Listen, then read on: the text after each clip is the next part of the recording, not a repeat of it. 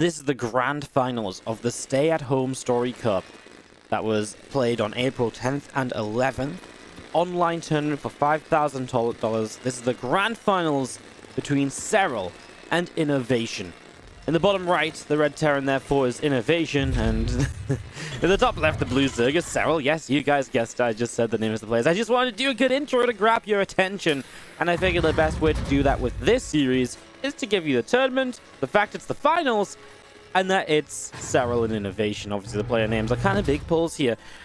So hi, obviously I casted a lot of this event, so this was put on by Take TV. Now, I was not the main stream for this, I was actually the B stream, so I didn't cast the grand finals, but I casted a lot of matches along the way. Yesterday's upload was one of the matches I cast between Serral and Dream from the group stage.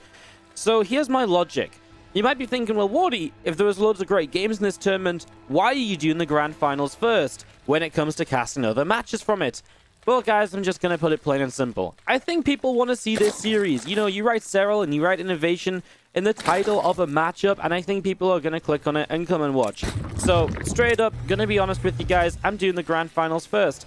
I'm also super busy at the moment, so I don't want to be like, oh yeah, it'll be cool to get there, but I'm going to do this series, then this series, and then eventually the finals, because I don't want to get to the point where it's like, I'm just so busy I haven't got to cast the finals, because that would be a real shame. And I do know that Take TV don't actually really upload their VODs to YouTube, so when I got access to the replay pack, I figured, if we get this up, there's going to be a lot of people that will want to see it, a lot of people that are looking for it, and so I figured it would just make a sense. Now, I'm not going to lie as well, I am probably going to go and cast some of the other Serral games from this tournament too.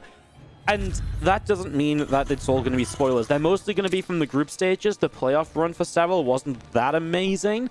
I already casted one of them on my stream, and I might upload that if I'm really strung out for content, but it's CVZ, and it wasn't like the craziest match ever. I'm just going to put it simply. So I'm probably going to cast some other Serral games. They are probably from the group stages. He played a couple other games that I didn't get to cast. So they're still kind of spoiler-free for you guys. Yes, he's made it to the grand final, but it is double elimination groups, which means you can still advance while losing a series here or there. So that's just my little precursor intro to this match, why we're doing the finals, and that sort of stuff. If you've got any questions or comments down below, obviously feel free to leave them. I'd love to hear you tell me I'm an idiot for doing the finals first, or God damn it, Wardi, you're just so hungry for clicks. God, you couldn't even cast another series before you put the finals up. But yeah, like I said, I think it just makes so much sense to get this up and out as soon as possible. And while I know I've got a couple hours this evening to cast a full-on best of 7. Of course, if you do enjoy liking this video, if you do enjoy it, then like it. You know, take that sentence apart and put it together a different way. Like the video, consider subscribing to the YouTube. We're doing great, pushing towards 20,000 YouTube subs. Let's keep up that push, and thank you so much for the support, Liddy. Now I'm going to properly talk about this. I haven't stopped just yet because it has been very, very standard and very, very passive. The rest of the games will talk a bit more in detail about the openings. But this one really was just Reaper Expand, 3 command centers of 1 gas against a pretty standard hatch gas pool into a 3rd hatchery now. So really a map to start us off game 1 of this best of 7 simulacrum when neither player's doing anything too crazy. I'm a little surprised about the 3cc on simulacrum. It's the kind of map where I would imagine you see something more like just a kind of like, well, any sort of 1-1-1 opener, right? Just into a Liberator, or maybe even Hellion Banshee, because this is a one Roaches don't mind coming across early.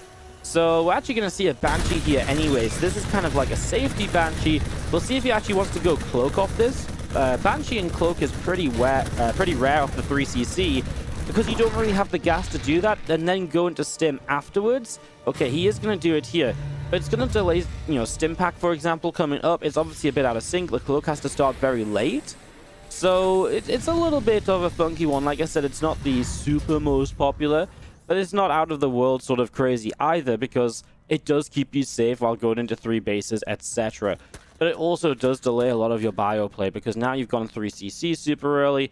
You're also going to be going in towards, you know, this Banshee play before you get the rest of the barracks up. So that's all worth keeping in mind, as we do see the, obviously, again, eventually you will get to bio here with a Stim Pack coming up, but a little while before you get those barracks on track and so on and so forth. So, as I actually missed one of the Hellions going down, so a nice little catch here. I mean, if you look at Serral's setup, he is just going double Evo Chamber early. So he's going to open this series going double upgrades. And that means he's really just looking to get upgrades on the map, be active on the map with these early few units, and just kind of going from there. Nothing really out of this world. Very, very standard stuff, I would say, as the flare is on its way down in the main base. And elsewhere, I mean, there's the extra barracks, there's the engineering base, there's that transition setting up and getting ready to go for innovation.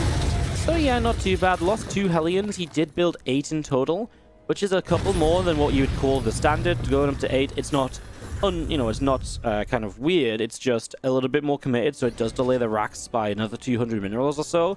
And typically, it maybe because he actually made them because he lost 2 Hellions, and he still wants to have some Hellions at home staying safe, while also having a little squad on the map, maybe looking for creep tumors, etc., and looking for some information. Looks like he's expecting Serral to take the 4th base up here, because when you take this 3rd base, the Zerg, this is kind of an annoying position if you get tanks here pushing into that location. Oftentimes you take the 4th up here, and then this Terran can't get this high ground and push into the 3rd location down here. Serral's going to take the 4th to the left side, so we'll see how that plays out depending on how Inno pushes a little later on. But what is important is the Banshees are showing up now for the first time. He waited for 2 of them to come in together, and he'll catch Serral off guard. A queen kill right away, and now a few drones are going down for sure. That's 4 drones. That was a shot on the lair here, and not a 5th drone going down. And there he is. He just gets it in the end now. So 5 drones going down here to start off, as we see the Hydralisk then setting up out the front. And the couple of Banshees continuing around to see what else they can do. 6, 7 drones already going down here, and a couple of these Banshees coming over. Just going to be hitting this Queen quite nicely. So Queen taking a bit of damage. Again, 9 drones killed so far. And that Hydralisk damage from Serral finishing up. This is a really good start from Innovation though, right? A lot of damage done. At this point, it seems like these Banshees, are they going to find a way to sneak out of here? Very tough, because the Queen's just going to cut the corner, and there goes 1, and here goes 2. No! 2 HP. I mean, okay, not that crazy. And I feel like in the meanwhile, we actually missed a couple.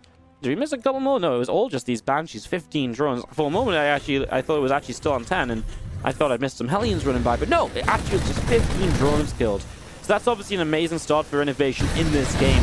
Really good damage done, and that's the sort of damage that's already difficult to recover from when the Terran's going to start rolling out attacks and just pushing you again and again. And you know, honestly, this first attack on 1-1 and combat shields is already kind of tough to deal with because you don't have Baneling speed because you went for your own upgrades early. And it's one of the things that's tougher to hold anyways. Never mind when you've had to focus on rebuilding drones than just building up Ling Bane against something like this. And you can see now Innovation, he's bringing the Hellions out. The first couple of tanks are coming over. 2-2 upgrades on the way, but already a 4th base coming down and feeling very safe. And Innovation's just going to come back into the center of the map, clean up some more of this creep spread, and really work his way out onto the middle of the map here. I mean, Bane speed now done, but with the Hellions able to morph into Hellbats, does this extra row of kind of tankiness in this Terran push, and that's one of the great things about keeping the Hellions alive from earlier in the game. It goes a long, long way to helping out as we see the rest of this coming around the top. A couple creep humans going down. This Overlord will fall as well, and this is going to deny a 5th base that Serral was just thinking about taking. Now, because it's Hydras and Innovation knows that he's going to keep building tanks as well, as Serral chased a little bit further than I thought there, but he does stop once he gets off creep. Just clean out the Hellbats and then giving this up. So yeah, Innovation going to continue building tanks, but he is switching into Drilling Claws.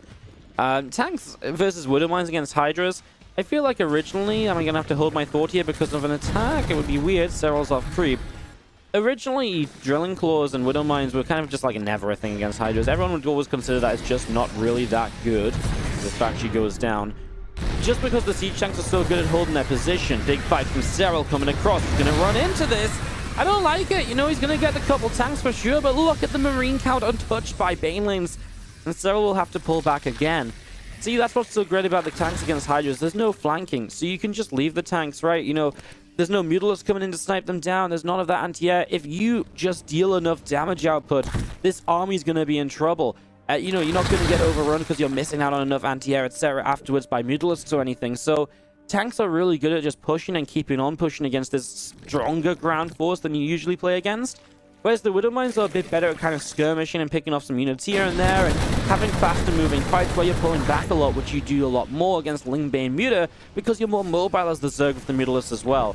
So I'm intrigued by the Drilling Claws. We'll see what it comes down to. It might just be for harassment later in the game. We know the Terrans have loved Widowmine drops in general, because that's a kill in this hatchery bottom left, and right now Innovation's having a great time. His fourth base might not be having a great time though. The Banelings coming through here with these Zerglings will take down the Planetary, but that's a lot of units invested into killing a base. 14 SCVs, yes, worthwhile, don't get me wrong, but it's in a position where Serral's already struggling for army supply, so it means that these attacks are going to be that much harder for Serral to hold off, because Innovation has just got such an army advantage. I mean, right now you can see him just running around everywhere. Drop here, drop there. Nice little splits away. These Marines having to pull backwards. These Marines are actually going to get rolled into by Banelings, as overall Serral's going to more or less shut this down. But again, they're scrappy trades that Innovation's kind of happy with, because he's ahead on army supply anyways. And he's just going to have his next wave of units coming across very, very soon. And he's killing a few drones here and there. He's keeping Serral off of base number 5. And as long as he's doing that, Innovation is looking at this and kind of nodding his head and thinking to himself, well, yeah, okay, this is fine. This is okay. You know, I'm keeping him low on economy. I've got my 4th base coming back up. And yes, that's been slowed down, but at the cost of kind of a lot of units for him. I think Innovation's fine with all of this, as he is pushing around this top side. And if he does get this position up here, this base he's denied of Serral multiple times, and he forces this fight where Serral basically just has to push through this entire tunnel up this ramp, it's going to be horrendous. It's so hard to flank that position. You have to come so far around, and even then, this bottom right side is a bit of a awkward spot anyways. Now, Serral has a cluster of Zerglings that come in for a counter, and that is going to buy a few moments, but not much more. And he gets a few SCVs, definitely the right kind of move. But you need to deal with this. And the first Viper is out, if I'm not mistaken. I did see that. There's 2 of them here, gathering energy. Their Blinding Clouds are going to be so important in this fight. He needs to do something to shut down these tanks and to give him a better fight here. Let's see what happens. Again, it takes so long for this army to wrap around. Even when you get to here, you've got to go around the corner until you get to the tanks. Here we go. The surround and the flank from Serral, but Innovation just fights the army on the right side so quickly and easily. The Banes are gone, so now he just splits. Oh my god, there's still Siege Tanks remaining, and they're going to blow up Baneling after Baneling in this scenario. A drop in the bottom left, still around. Low HP Medevac surviving and just put on a bit more pressure. Something else for Serral to worry about in this game, as we're going to be seeing Innovation continue to siege up, continuing to press forwards. Extractor goes down, drones are dropping, and this base may just be in a little bit too much trouble. One of the Vipers goes down before it gets a new cast off, and Serral, well, he's not even going to try and fight again. This was a game where Innovation got down